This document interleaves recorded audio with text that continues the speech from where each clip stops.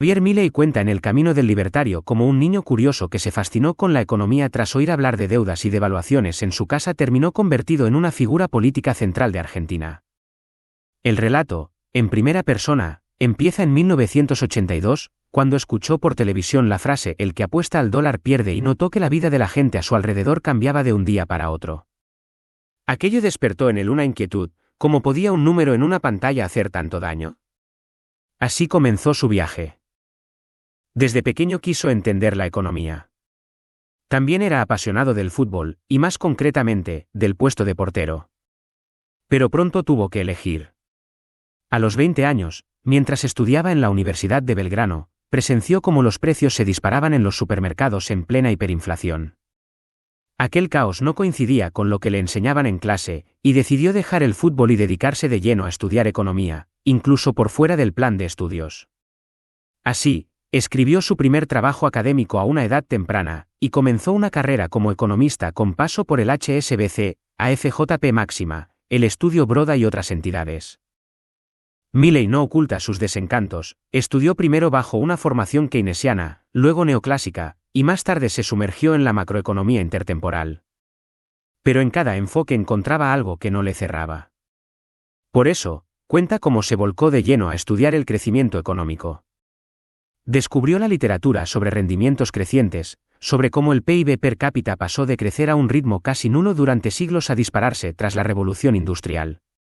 Pero algo le rechinaba: la teoría condenaba los monopolios, mientras que en la realidad, eran las grandes concentraciones de capital las que generaban los avances más espectaculares en bienestar.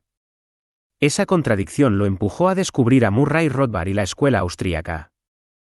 Su giro ideológico fue radical, dejó atrás el pensamiento económico dominante y abrazó el anarcocapitalismo.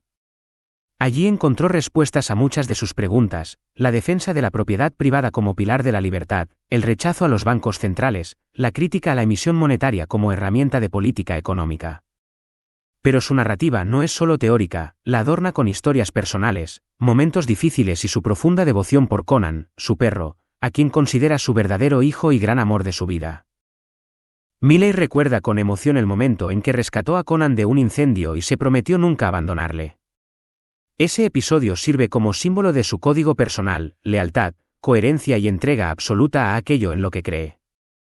En tiempos de precariedad económica, cuando apenas podía pagar una pizza diaria, siguió escribiendo y difundiendo ideas, convencido de que lo importante no es adaptarse al sistema, sino defender con firmeza la verdad que uno ha descubierto.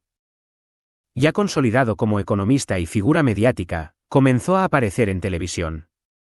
Cuenta cómo Mauro Viale le enseñó a sintetizar ideas para el gran público, cómo Alejandro Fantino le abrió las puertas de los platós, y cómo su estilo directo y vehemente fue tomando forma.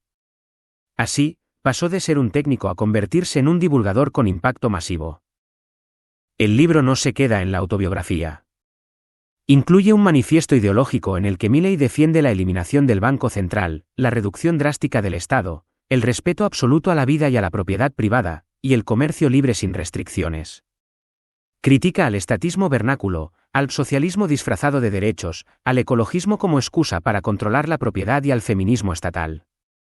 También denuncia la educación pública como adoctrinamiento y sostiene que las reformas deben ser profundas, rápidas y sin negociación con la casta. El tono es apasionado y combativo.